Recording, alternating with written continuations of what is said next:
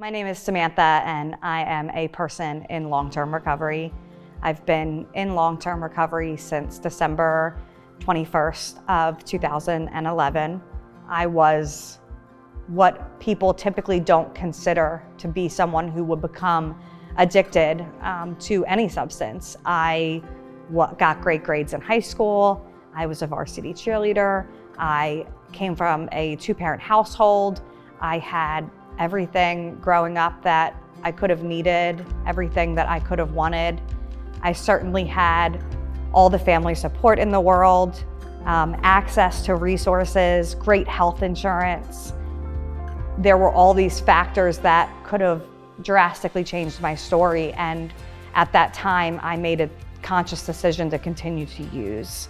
In December of 2011, my daughter was about 3 months old, and I overdosed on the couch in my parents' home.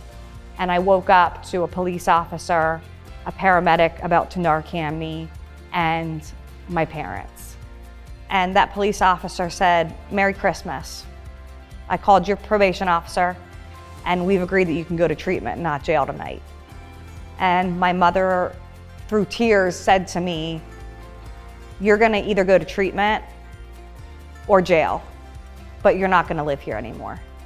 I truly attribute, this building of that police officer giving me that chance, and my parents having sought their own therapy, their own recovery, to get to a point where they could say, "I'm not allowing you to live here.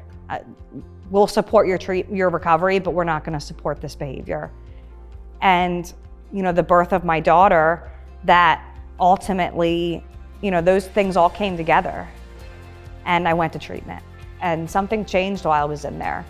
And for me, it was these beautiful people that worked there who were living active, honest lives in recovery and weren't afraid to tell me that. And for me, it was the first time where I believed them, because so much of my life I thought everybody uses drugs and alcohol. Everybody. There isn't a life where somebody doesn't consume a mood or mind-altering substance. And those people in that facility, they kind of brought me up into my own recovery, and I believed what they had to say.